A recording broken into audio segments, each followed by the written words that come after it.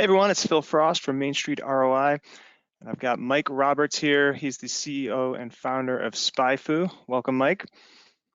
Thanks, Phil. It's great to be back.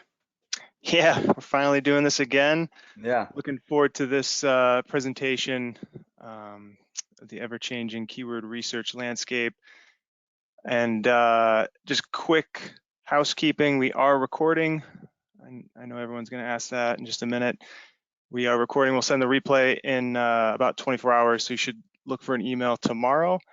And if you don't see it tomorrow end of day, check your spam. And if you still don't see it, you can always just follow up and we can resend that to you. And I am going to be manning the Q&A, so I will interrupt Mike as needed with any questions. If we don't get to your question, though, we are going to have live Q&A at the end. Hey, Phil, just to interrupt real quick. I still have this thing on my screen that says attendees still on hold, and it gives me a big start broadcast button. I'm going to hit the start broadcast button because, well, I mean, maybe it's a glitch on my end, but anyway, now it's gone. So hopefully that didn't change anything. Rick just said yes. Oh, we can hear you. Perfect. All right, cool. Must have been just a glitch on my end. Oh, hey, and we've maxed out the webinar. Oh, interesting. And it keeps telling me, okay. All right. It's all good. All right, with that, I will let you take it away. Okay, so you already said that we're going to record everything. Geez, this thing is just popping up over and over and over again. Oh, there's a don't show again, and then okay. There we go. Yeah, no worries. Okay, so cool. Let's see if I can. Jesus, don't show again. Here we go. Sorry. Yeah, thanks. So I am Mike Roberts. I'm the founder and CEO of SpyFu, and it is great to be back here with you guys. I can't wait to talk to you about a topic that I've spent a good portion of my life actually somehow involved in this, and that is, of course, keyword research. Just trying to move some things around here. I apologize. Let me get this stuff out of the way for this is for you guys. All right, sorry.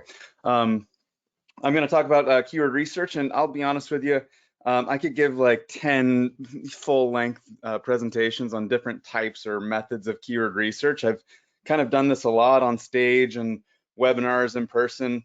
I've like given like a 60-minute presentation in 5 minutes for some weird podcast. Not that I'm good at it, by the way. Don't judge me. I'm just saying that I've talked about keyword research a lot.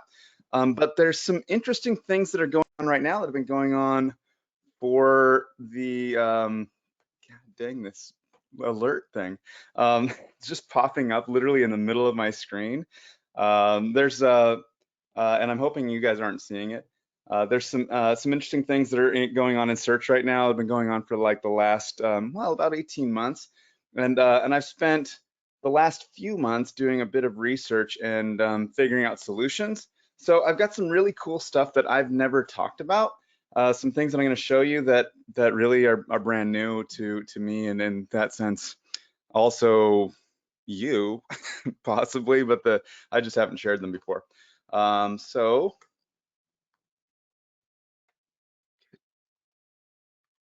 there we go. So what I'm going to talk about first is what are the emerging trends in search, and what are the challenges that are creating, and I'll also talk about how all that stuff has evolved over time. And then I'm going to introduce some next generation metrics that solve a ton of problems, and I'm going to show you how to use those to create new opportunities. And finally, I'll sort of summarize all that with like a top 12 list, because you know, lists of tips are pretty fun, and that'll sort of package all the next gen metrics into digestible, you know, actionable items.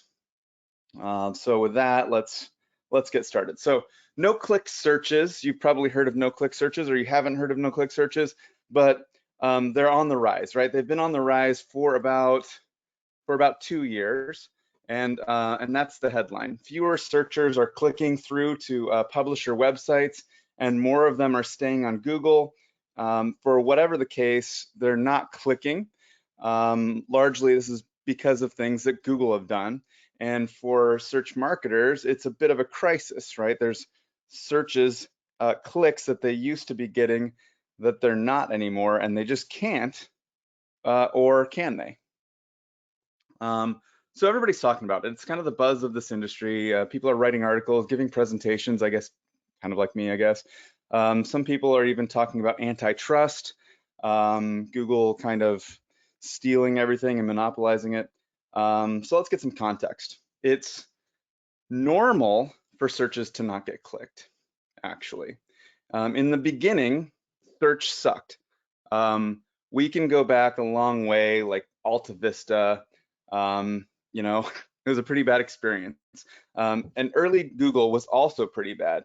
We all got pretty good at doing these, getting the search to give us what we wanted. We figured out advanced search operators. Google, we just Googled, and it was like tips to how to Google was a thing. Now you don't really hear about people talking about, well, how do you search on Google? Well, because Google does a pretty good job of interpreting what you're doing. But back in the day, there was like all these, you got to think about what's going to be in the content and so on. And searching was more of a skill, but for people not as elite as us, it was pretty bad at giving you what you wanted on your first try. You do a search, you'd get crap results, you try another one, and you keep refining your search. So the thing is that you're constantly doing a research. Very frequently back in the day, you didn't actually get what you wanted. And over the last 20 years, Google has continuously and iteratively improved the search experience. And obviously, we're talking about Google, but also Bing and whoever else is in the search space. So they've got like personalized search, local search, search freshness, spam, reduction, natural language processing.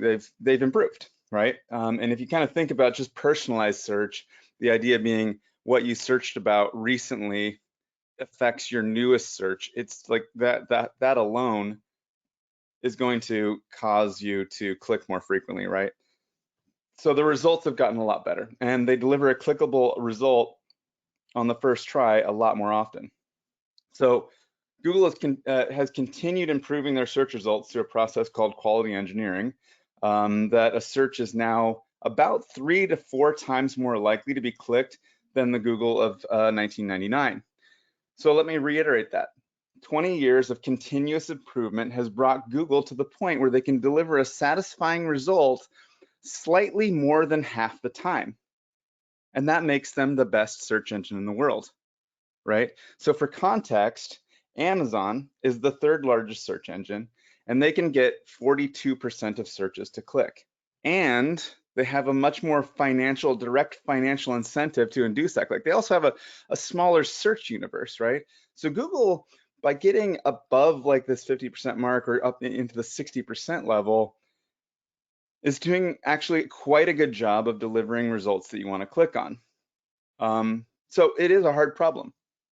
Meanwhile, their continuous improvement has yielded more searches year over year, right? Searches have grown, and that makes Google happy and profitable. And as search marketers, it makes us happy. And it was the case that everybody was happy. But recently, a lot less searches are getting clicks. In the last year, searches with clicks dropped from 60% to 56%, which, in some sense isn't huge, but it's actually like as if search quality reverted by 4 or 5 years. If you sort of like look at the timeline of search improvement over time, it equates to a drop of, reversion to about 4 to 5 years ago. And so I wondered if this could be like a normal fluctuation. Perhaps, the percent of clicked searches goes up and down, up and down, up and down. But it turns out that this was not a normal fluctuation. This is not, it's typical for these sort of changes to happen on like a 1% level, over, as sort of a, fluctuations, but a 4% fluctuation is way too significant, and it's like they're gradually and persistently making the change. It's actually a thing that is in fact happening. It's not an anomaly. And I know you might be worried about Google's ad revenue might be suffering from all those non-clicks, but rest assured that the paid clicks continues to increase. Google's constantly trying to drive more and more paid clicks, and if you're into PPC, that's good news, right? You're going to get more clicks on your ads. But I guess the real reason I have this slide here is to illustrate that those non-clicks are coming directly from what used to be organic clicks. They're definitely not coming from paid. One thing that I found was that no clicks happen way more often on mobile than on desktop searches. Just 43% of mobile searches get a click versus 65% on a desktop. And of course, that probably has to do with the way we use our phones. There's a lot more local intent and fact stuff, right? So a lot of the things that we're searching for on our phones, we don't necessarily need to browse the website. We just need the information. We need to know what the store hours are or whatever, right? And we kind of just expect the phone to give us an answer. And that's probably a better thing for user experience. And of course, mobile has been growing as a percent of searches for a long time. And I thought, well, maybe since no-click happens more on mobile than on desktop, maybe the increase in no-click is due actually just to the increase in mobile. But it's not actually. The percent of mobile would have had to increase by like 15% versus desktop searches, which has definitely happened, but just not over this period of time, right? Like the increase of mobile hasn't been 15% over the last year or two, right? So it's in fact, the time frame that I looked at is the last year. So that's definitely not what's going on. But remember that, so total searches is growing. So there's definitely something going on in the SERPs.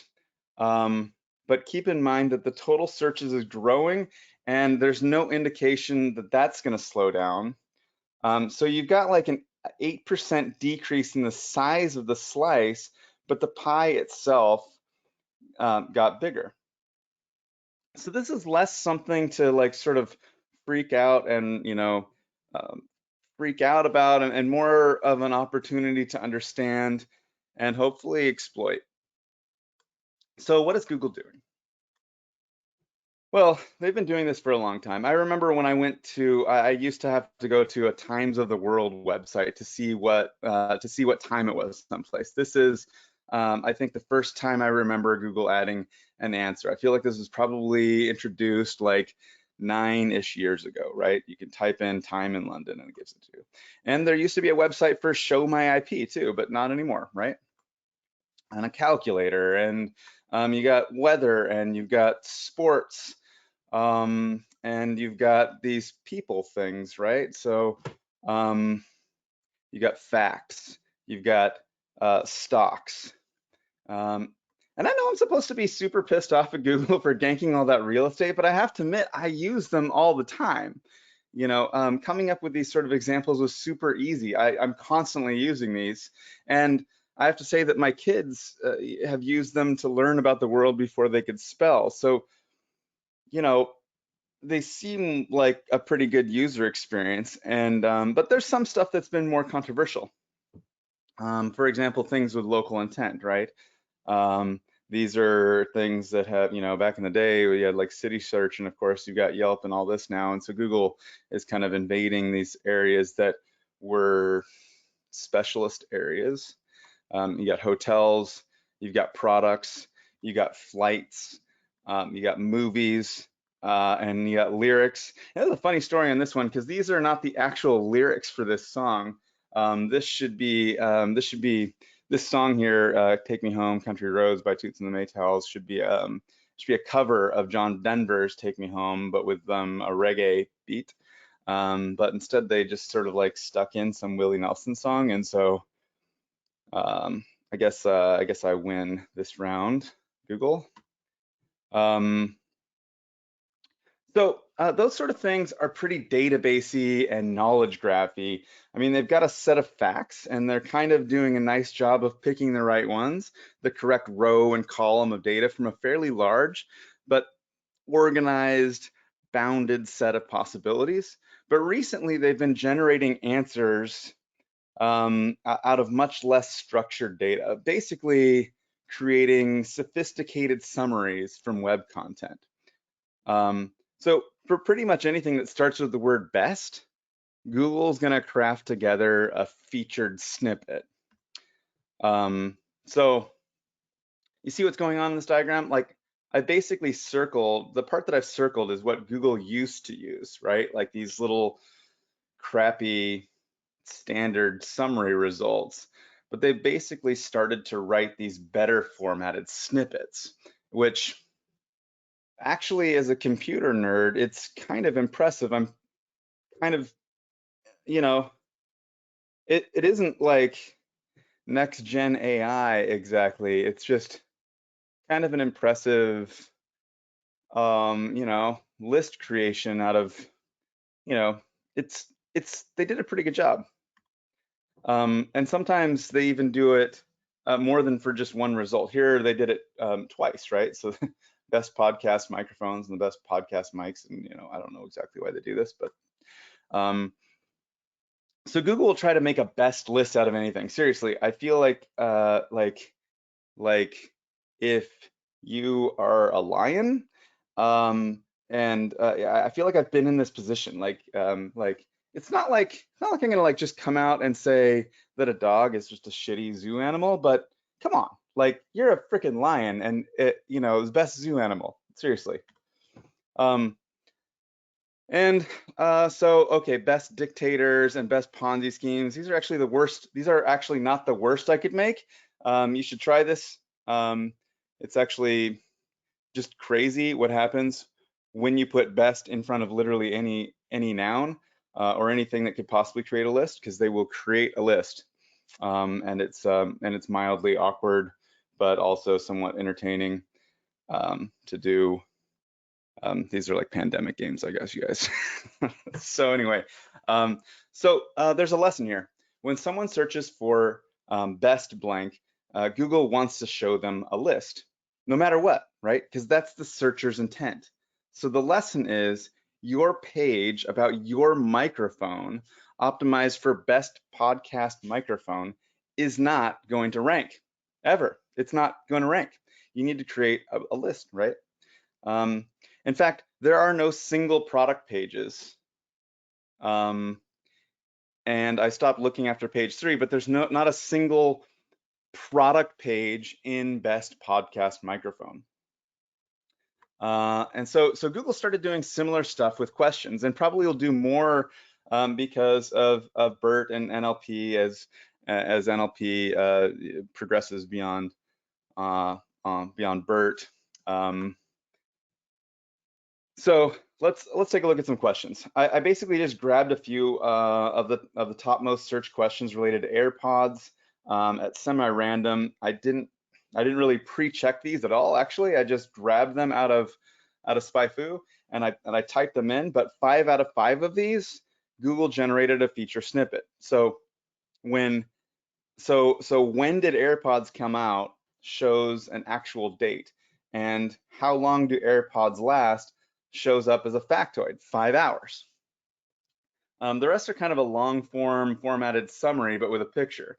And those are impressive, but less so. I mean, this 5 hours one is actually kind of meaningful, because I don't imagine these, so you can think of like the September 7th, 2016 thing as probably being someplace in some sort of data set, but the 5 hours one is sort of, I don't know, it's sort of surprising. It feels like they have to pull that right out of the content and then just answer it, right? Which is, it's kind of getting next level. So even though these questions had a feature snippet, they don't all perform the same. Are AirPods worth it results in a click about 77% of the time, whereas when did AirPods come out only gets clicked 23% of the time. And these are, sort of on two opposite ends of the spectrum. And knowing how those keywords will perform makes a big difference. Makes a big difference for you as a search marketer, right? Because you're gonna get roughly 1 out of 4 clicks, for that September 7th, 2016 one versus our Apple AirPods worth the money, right? And by the way, it makes perfect sense. If you think of yourself as a user, if you put yourself in this position, when did AirPods come out? You just need that answer. But you don't want to really probably create content around that, because you're just going to wind up optimizing for quite a few less clicks. All right, so that's not something that's captured in traditional keyword research metrics like CPC or search volume or keyword difficulty. Even keyword difficulty doesn't capture that, right? So in order to understand what's going on, we need some new metrics. And we've been working on these for a while, and they're basically integrated into all of SpyFu's tools, but let's see how they work. So the first next-gen metric I'm going to introduce is really simple. It's easy to understand. It's like search volume, but rather than number of searches, it's number of clicks. So it's kind of like this thing here distilled. If you imagine that those two had about the same search volume, 23% and the 77%, well, one of them is going to get about, even if both of them have like a search volume of 1,000, one of them is going to get 3 times as many clicks, right? So that's kind of the idea. Technically, it's number of clicks per month, but what it lets you do is completely take the no-click stuff out of the equation. It doesn't matter what percent click or what percent click or don't click. So what you're dealing here is total clicks, apples to apples, right? When you're comparing two keywords. So you can use this metric to prioritize your keywords instead of search volume. It's just a better version of search volume, if you will. So here's an example. You got these two keywords, how much are AirPods worth and new Apple AirPods, and they've got wildly different search volumes, right? 13,000 versus 5,000, but very similar number of clicks. And so how does that work? Let me introduce you to my second metric, and that is how often people click. The actual metric is called percent of no click and also percent of click. And obviously this one helps you understand how likely people are to click on the SERP. So it's like, it's at 73, that's at 77 versus 23% number, but we're just delivering that to you for like 4 billion keywords, right? So let's look back at that example. So this gives us the context as to why the number of clicks for how much our AirPods is so much lower than its search volume. That's because only a 27% of people click a result versus 79% for new Apple AirPods. But why is it so low? If a low percent of users click, you should really figure out why, right?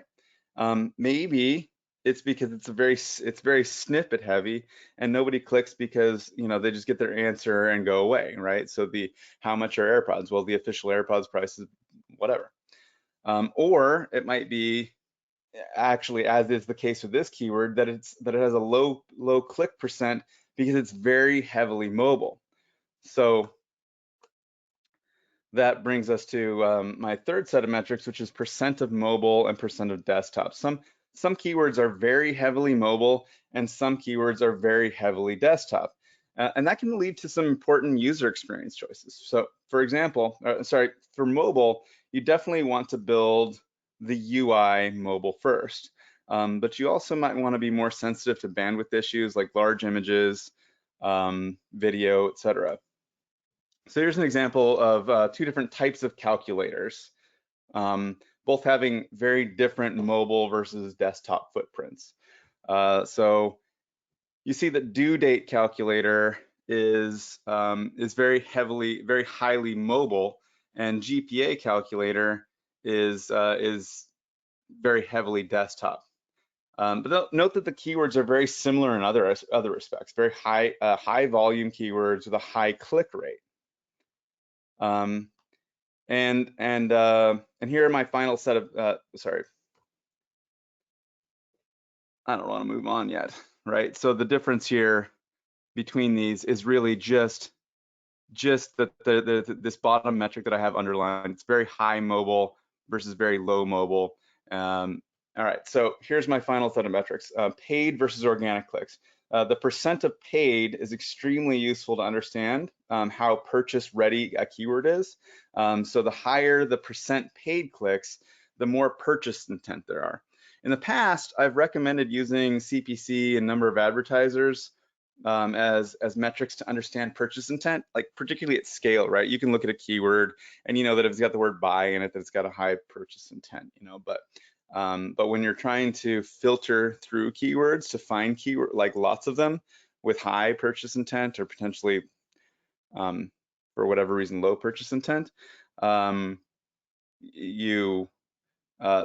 is probably this is the best metric actually, because you know that it's going to get clicked on frequently by when you advertise on it. So percent paid clicks is a better metric for that. And if you're doing PPC, try it out. I think you'll love it. If you're into SEO only, percent organic clicks will tell you what percent of the total clicks you can actually get your hands on, right? So yeah, I guess that's like kind of the flip side of the percent paid clicks is the percent organic clicks. So when you obviously it's like it's also the flip side of the no click thing, right? Because most of the no clicks are coming directly from the SEO side. So so the percent organic clicks will tell you what percent of the total clicks you can get.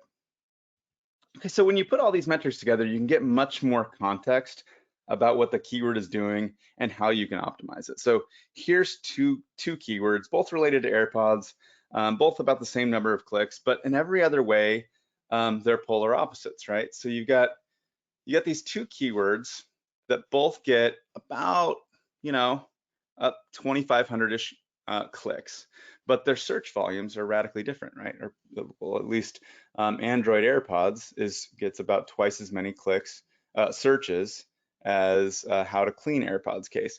And secondly, the one has high mobile. The Android AirPods is a very high mobile keyword versus how to clean AirPods case is very low mobile. But the craziest aspect of this is that Android AirPods gets 43% of paid clicks versus how to clean AirPods case gets 1%. And this all kind of, I feel like, should broadly just make sense when you think about what's being searched.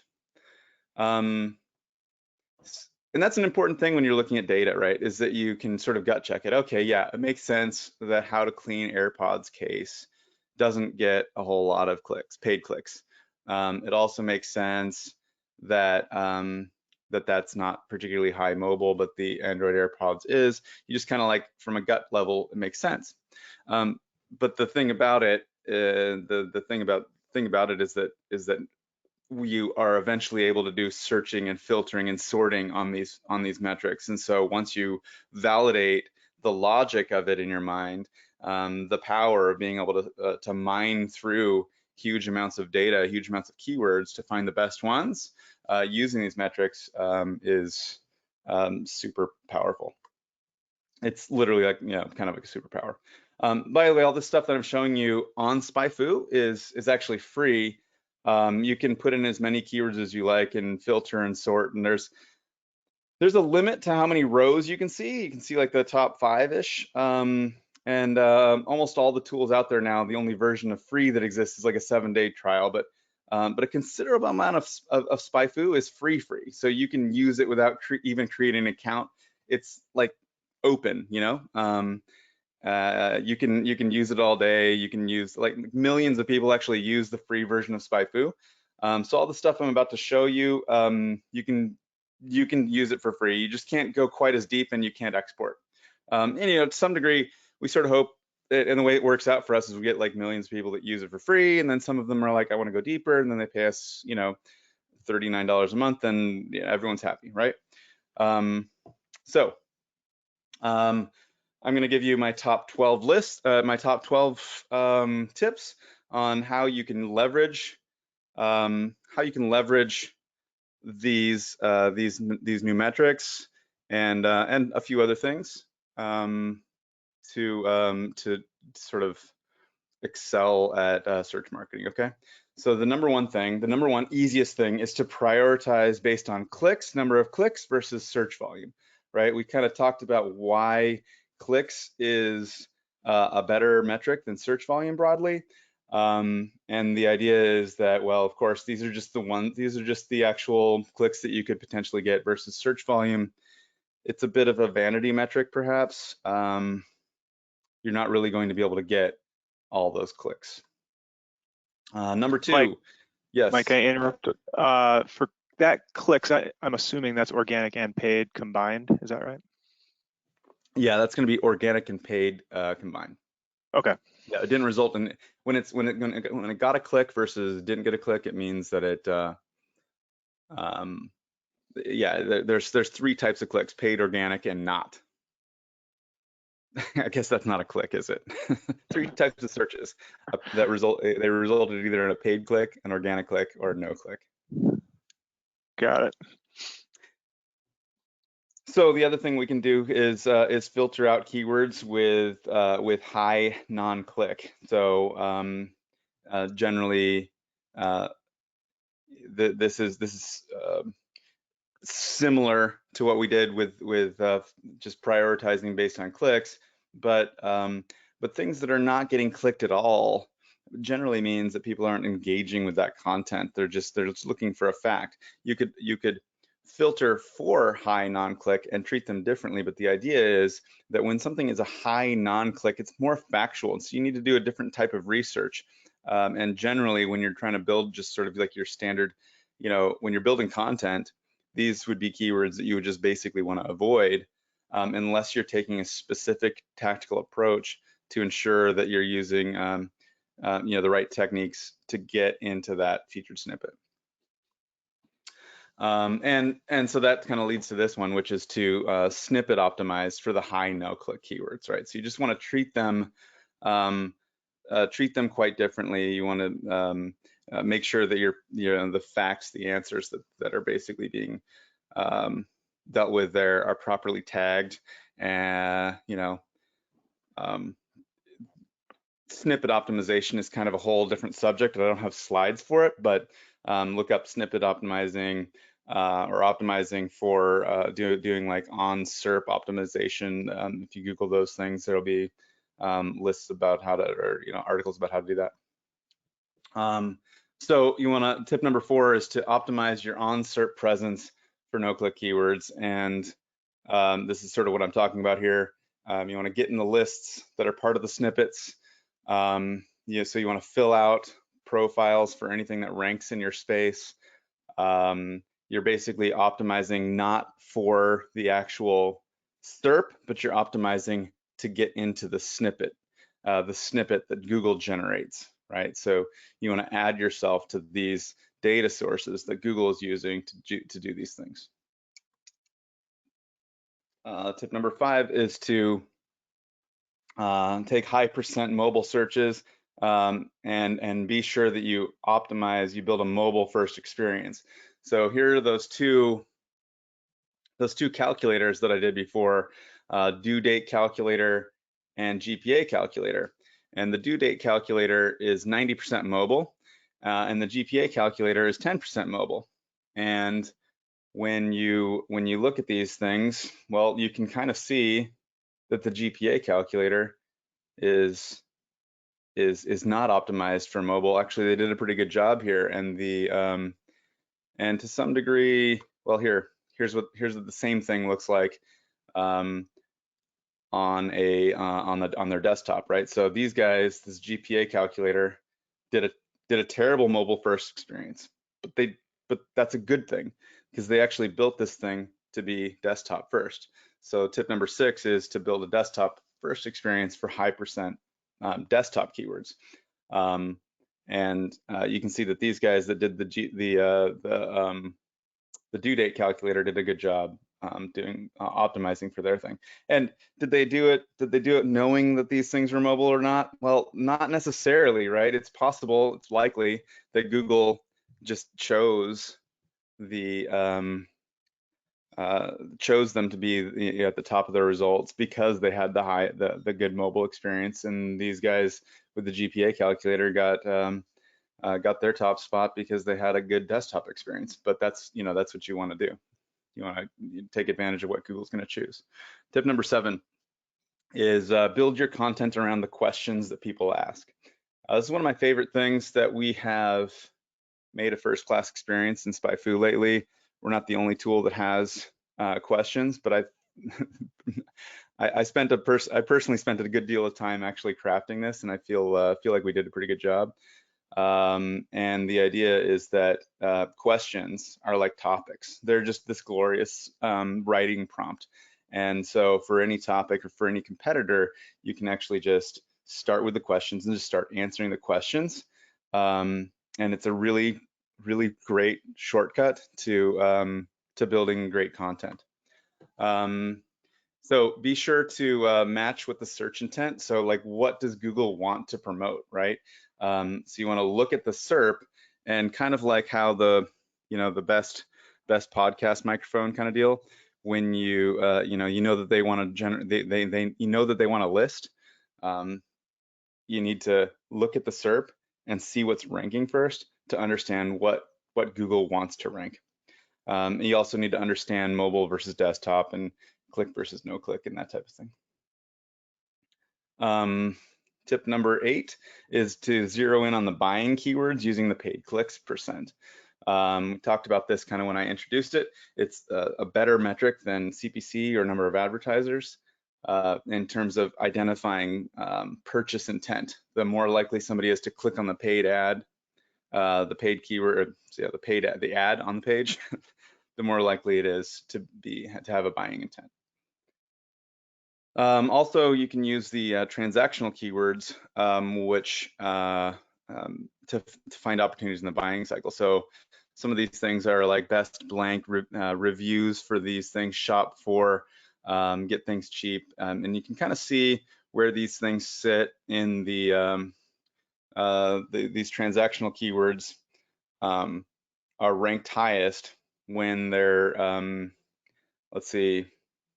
Oh, in this case, in this view, they're actually sorted by clicks, but when you do it, I think by default it'll be sorted by the most things that are furthest along in the purchase funnel.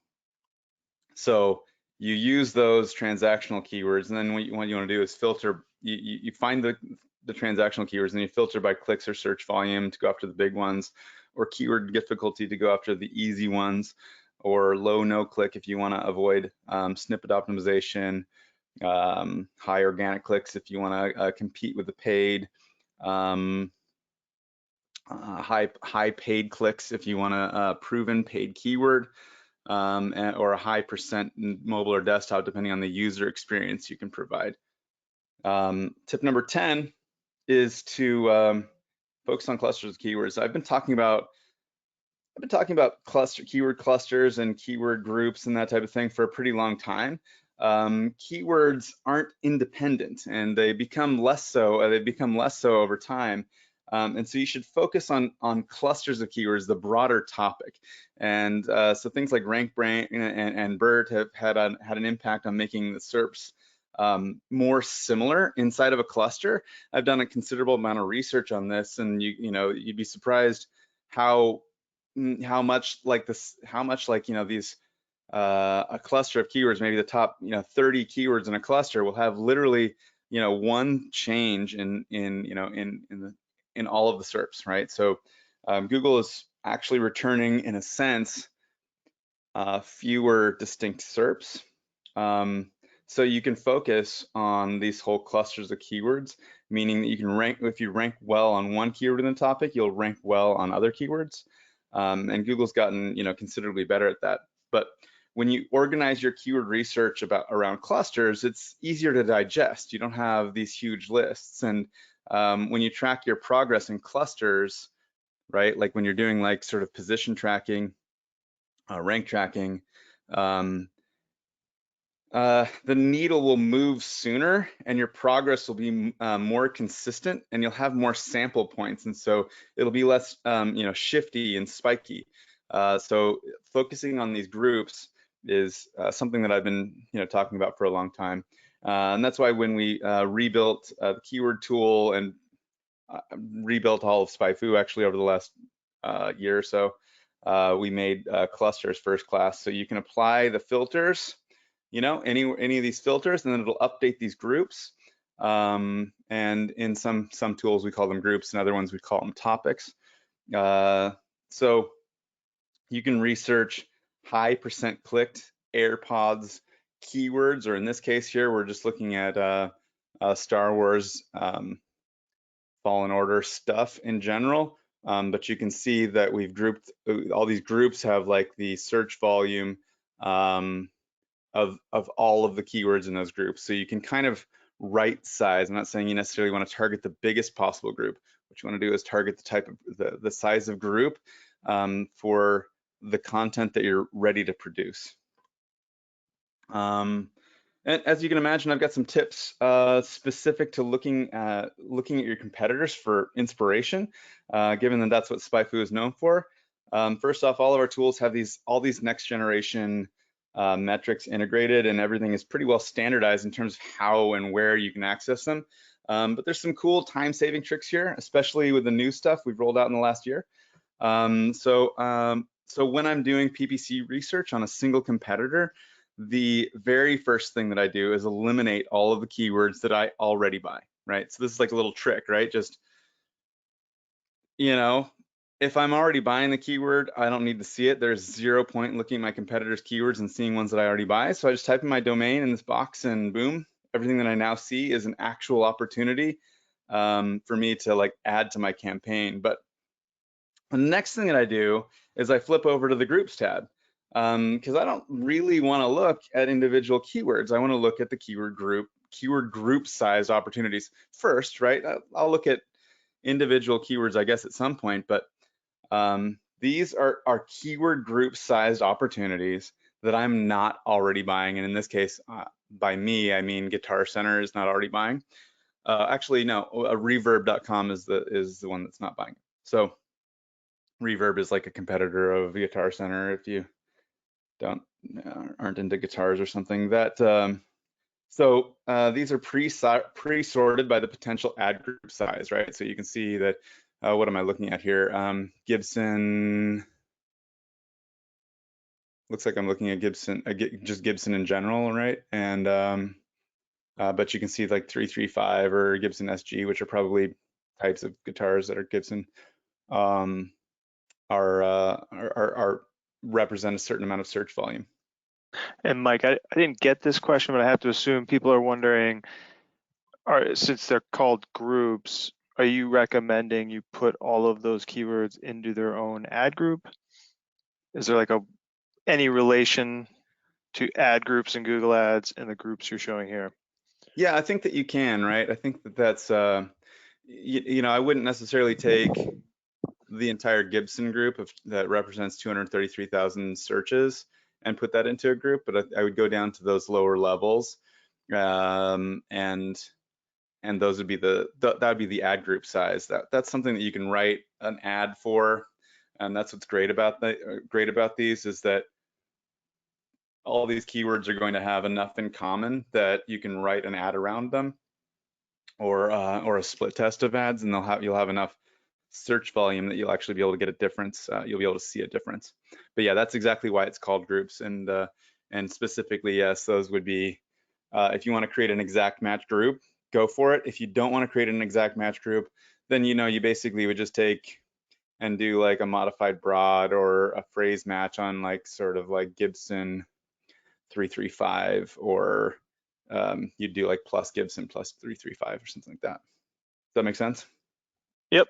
Yeah, that makes sense. And then Jenna just asked, specific to SEO, would you try to optimize one article for all the keywords in a group? It depends on the group size.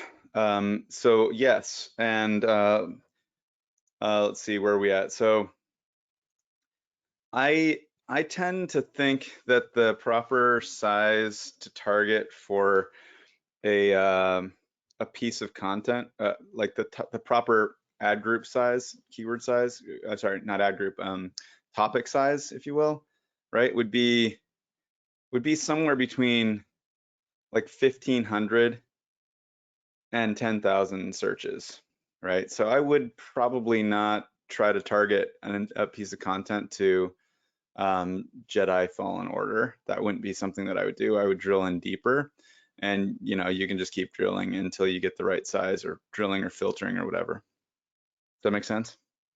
Yep. Cool. So let's see. What else about this? So the idea is that that you got the groups and you got the subgroups, and they're all rolled out, or they're all rolled up by this this search volume, so you can kind of sort through them, and it's a much more efficient way than hunting through the list one by one. And the fact that there's none of the keywords in here that you already buy is a huge time saver. It's like a pretty big pain in the ass to actually filter out the stuff that you already do. So we've had this tool, this is tip number 12, and that is to look at your competitors all at once. And if you've, you know, we've had this tool on called Combat on SpyFu for like 13 years. I think we invented it in like 2008 or something. It's kind of been, you know, the sort of Venn diagram is potentially something that you may have seen other people do. It's been copied a few times, and but it's actually one of the tools that's kind of iconic to SpyFu. People use it a lot. It's a very powerful tool, but in the last few months we completely reimagined it, and it's like a lot more powerful. Like, we haven't reimagined it to this level. We've redone it a few times, but it's an extremely powerful tool now, very actionable. So first of all, like, it used to be that you know, you could put in like your three competitors, two competitors and against yourself, or three competitors, and you could kind of like see what the main things are. But now you can put in as many competitors as you want. You can put in literally, I think, an infinite number of competitors. Probably not infinite. There's actually that would break the system. There's probably some limit, like 100 or something. So anyway, you can see the entire universe of keyword opportunities. So you see how I've got like 6 domains up here.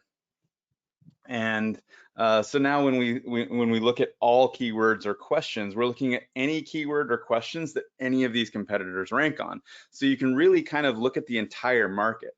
All of the possibilities are here in one place. So here, for, you know, you've got you know, Guitar Center and like all their competitors.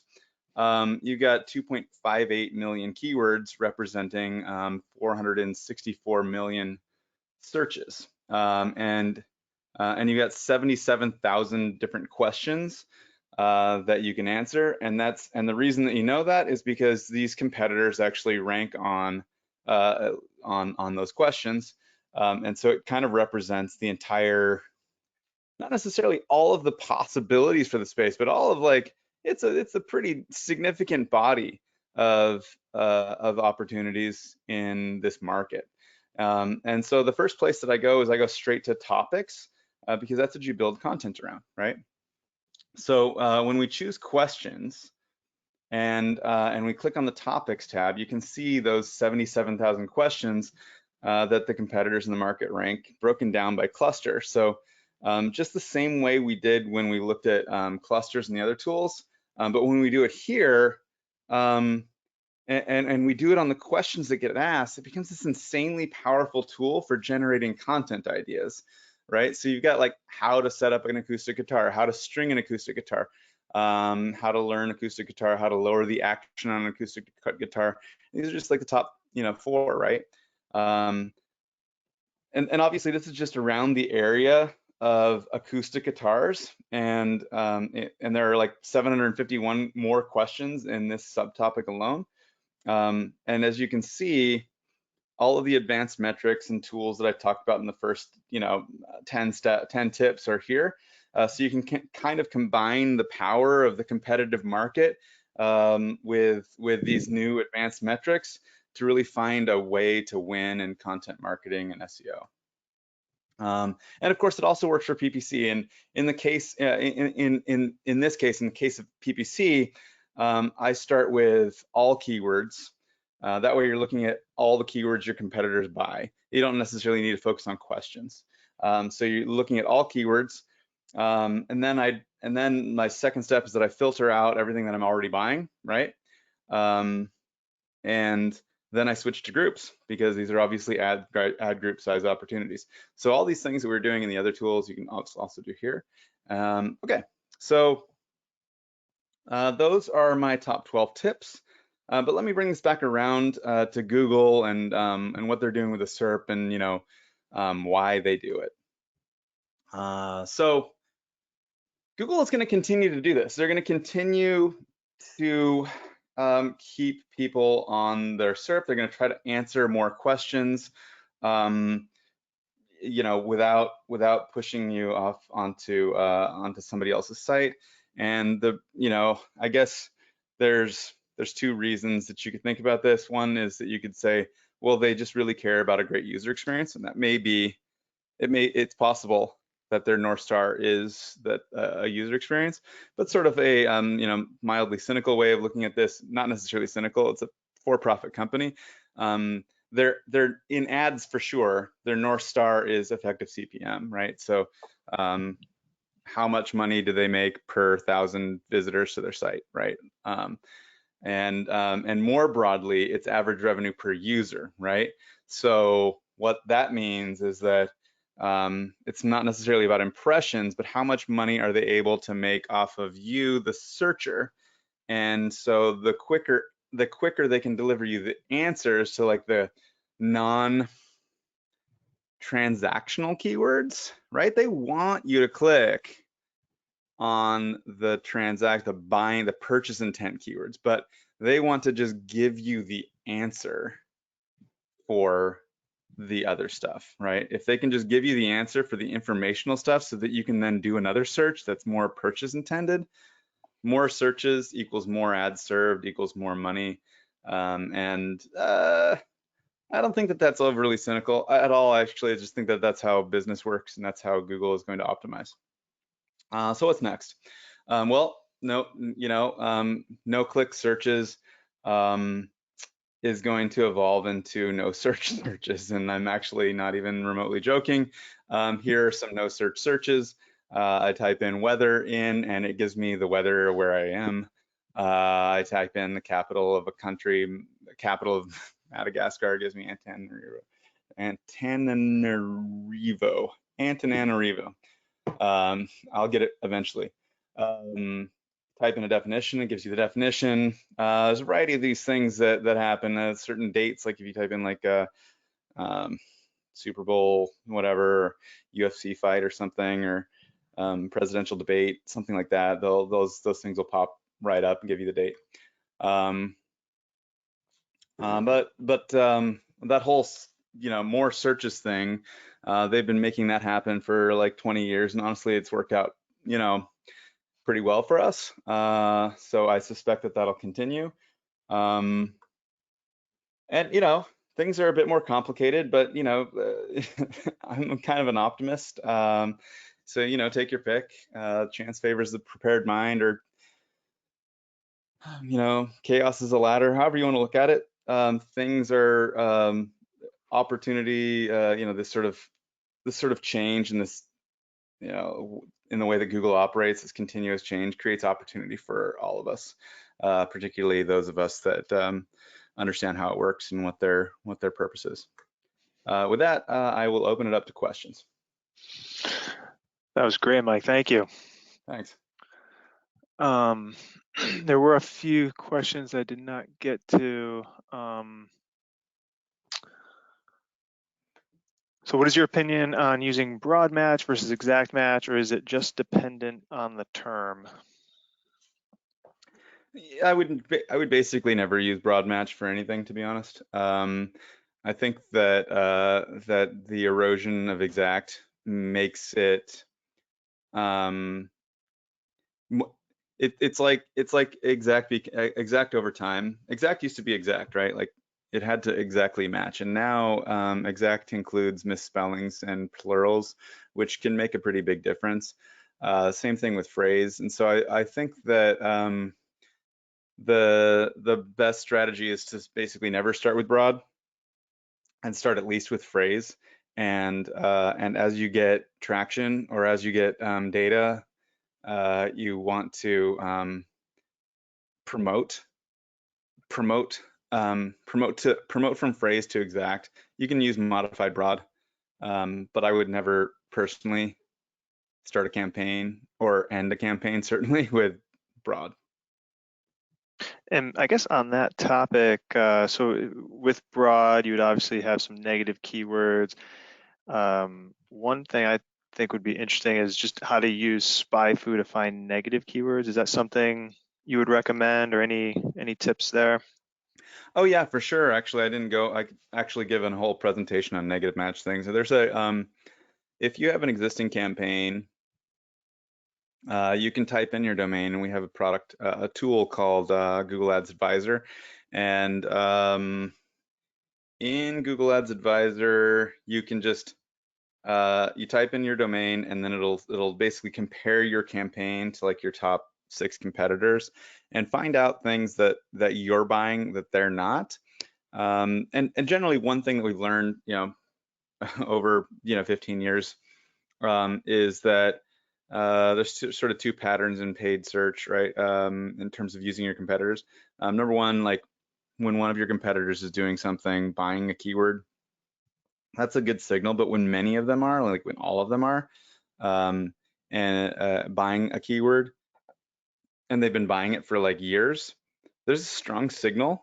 And if that keyword happens to cost a lot of money, they're either like they're basically going to be profitable on that keyword, right? You don't spend a lot of money for a long time without being profitable on something, and all of your competitors aren't going to be making that same mistake typically. It's way too easy to just know whether or not you're profitable on it. And so when you look at the sort of wisdom of the marketplace multiplied over time, you can figure out what's profitable. But on the flip side of that, if you've got none of your competitors buying something, or they started buying it, they stopped, that's a strong signal that that you might be overspending. And so we can the Google Ads Advisor tool, when you put in your own domain, just tells you straight up, we strongly recommend that you buy this keyword, or we strongly recommend that you stop buying these keywords. It's got these two sort of sides of it. You just change the little drop down, and it tells you to start buying or to stop buying, however you want to choose. Nice. Let's see here. So this is from Pierre. How does the no-click search behavior impact choices for keyword mapping? Keyword mapping. I'm not sure what he's asking in terms of keyword mapping there. Maybe you Yeah, can I'm not elaborate. either. Do you have any idea? Yeah, if you'd clarify that, Pierre. And then Matthew might want to use the support chat. He's saying, I can't find how to get the topic groups. Oh, hey, you know what I forget to do? We have for webinar attendees, we have a like a promo code that we send around. Let's see if I can find it here. I'll paste it into a thing here. Let's do 2 months free. How about that? Nice. 2 months free, should work on pretty much any plan. And let me see if I can find chat. There's chat. So I'm gonna post this for everyone that's on the call or on the thing.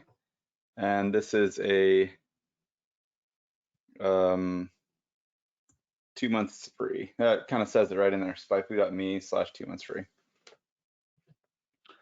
So that should work for you guys. Nice. Yeah, so if everyone's familiar with the GoToWebinar dashboard, it's under the chat. You should see that URL. And then someone did ask if we're recording. Yes, we're recording. We'll send the replay in the next 24 hours. Another And question. I'll send you a PDF of the slides as well, so that you guys Nice. can you know, remember the glory of this moment.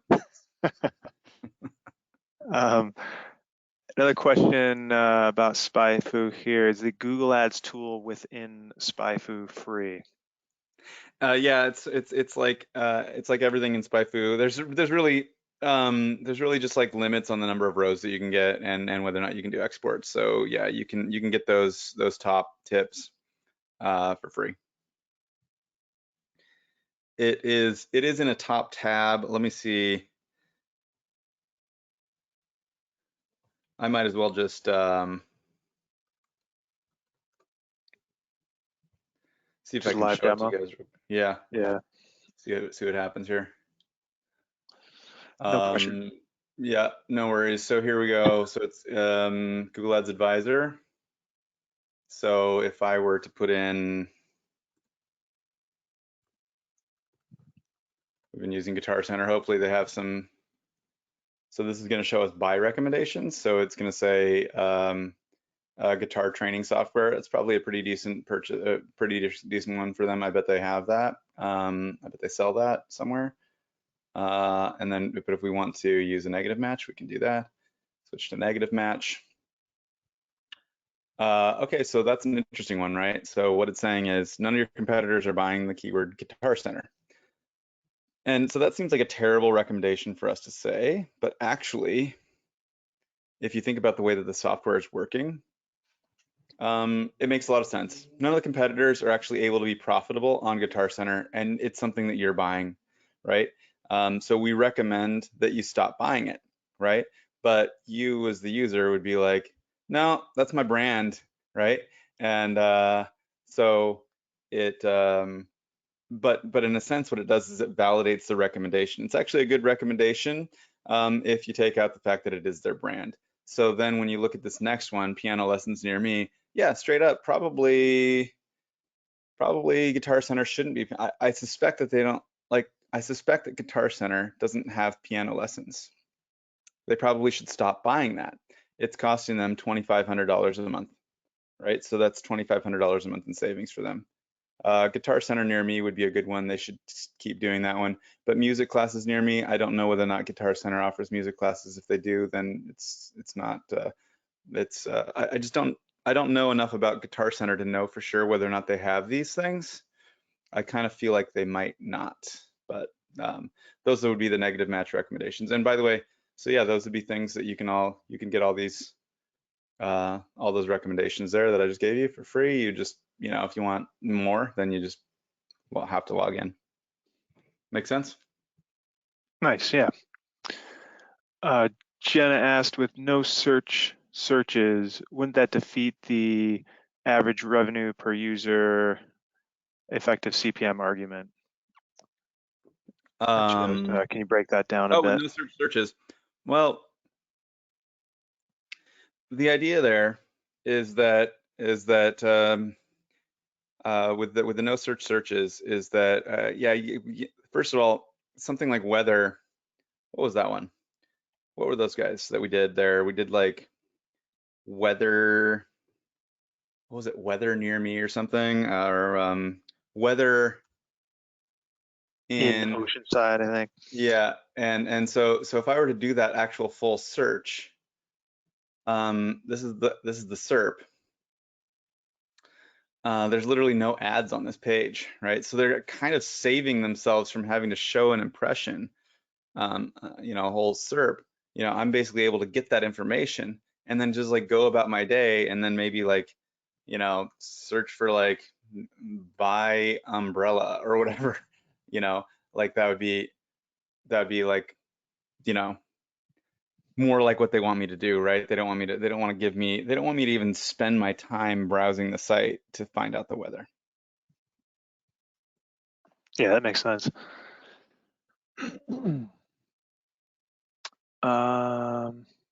Let's see here. Is that tool free? You already covered that. Pierre clarified keyword mapping is laying out keywords to website pages. My question is, if the no clicking has become a behavior, does that mean your plans for the website should change radically? I would say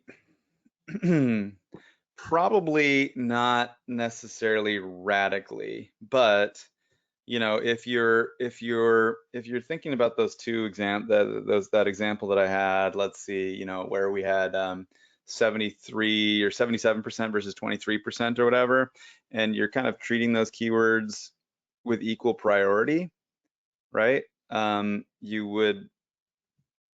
want to like rethink that, right? So I would say that there's a lot of cases that sort of lie in the middle, right? Where the where there's not like a huge contrast. Like, so you kind of have to like, what did we have there when we looked at that? It's a ways back here, so I'm just gonna go super fast and hopefully we can see it. But there was several of those questions that I had, yeah. So we have like 39%. So you can see there's a range here. From what, 23% to 77%, but you got 40, 47 and 43%, 42% just on this random sampling. And I think that that's what you'll find. Keep in mind that 47% isn't necessarily terrible, right? It is never the case that you should expect 100% of people to click on a result. Like, that's obviously like a goal. If you're Google or if you're Amazon or whatever, you want to always deliver a result that's satisfactory. That's what your engineering team is going to aim for. But it's never been achieved in the history of humankind. And if it happens to be achieved someday, that would be amazing. It'll just be like it'll be reading our mind. So when we're looking at something in this middling range, 47 to like 50, 60% or something like that, that's just normal. You wouldn't really want to diverge anything. It's these cases in the extreme where you're getting like 23% or like 30% or below, and maybe 70% or above, where you would want to modify, I think your strategy. I think it's more like understanding how this whole thing works, and kind of synthesizing it into your strategy overall. Kind of maybe questioning a little bit about what you might be doing or understanding why you might not be ranking, is the way that I would approach it. Well, one thing that I would think would be interesting is just the trends of percent searches clicked, just because Google's making so many changes over time and testing different websites and snippets in the #1 spot. Is that something you've tracked at all? Just curious how much that fluctuates over time.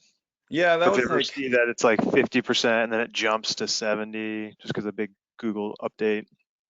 yeah, it doesn't change. It more like changes constantly. Not like, what did we have here? It was, and I drew this because I don't want to make it look overly precise, right? But but this is sort of my my best illustration of what's going on, and we have lost something on the order of 8% or so of clicks in the last couple years, 18 months. Now about 2 years, we've lost about 8% of clicks on the page. Meanwhile, of course, searches have grown, so it's not like catastrophic. It's just, they're continually trying to deliver whatever they can on the SERP in the Google ecosystem without leaving you out of it. So it is, it's certainly disconcerting to like the lyrics companies, right? Like if you have a lyrics website, that's a big deal, and a lot of they're up in arms. Right. It's a big problem for them. I imagine, not to sort of take sides or like because I guess Google could start just delivering all SpyFu content. I guess that would be fine. wouldn't be good or bad, right? Um, but I think that some places they'd be like, that'd be terrible. Um, but you can imagine like weather sites have gone through this. Like probably there used to be calculators and stuff like that that had this sort of, you know, terrible issue. Travel sites and stuff like that are probably quite upset by Google Flights. Um, you know, hotels, Right. Yelp, City Search, and what used to be City Search, right? Like I think that they were probably mildly destroyed by Google, at least decimated, which technically means to decrease by 10%. It sounds much worse than it is. I guess technically searches have been somewhat, basically clicks have been decimated if you take the technical definition of it. All right, we've got one more question from Jenna. She said, what advice do you have for keywords that have two meanings if your content is more on the side of Apple, the fruit? Should you take advantage of Apple, the company's keywords? No, that won't work. I mean, I don't think that that'll work. I think that Google will determine the context pretty darn well. It's like the keyword Apple. You're not going to probably write something about apples and have it show up meaningfully in results about AirPods under any circumstances. That like would be something Alta Vista. Um, I, Yeah. I may be oversimplifying that. But they're going to be topic based. I don't even think it would make sense, for example, to be like, I have, sort of like a website that sells Apple accessories. And so for completeness in my content, I'm also going to talk about the various types of apples, like Granny Smiths and, you know, like, because you want to have long form content, right? So like, let's just be like really complete when we talk about Apple. I think that would be detrimental. They're going to look at it and be like, that is not on target, and is basically wasteful content.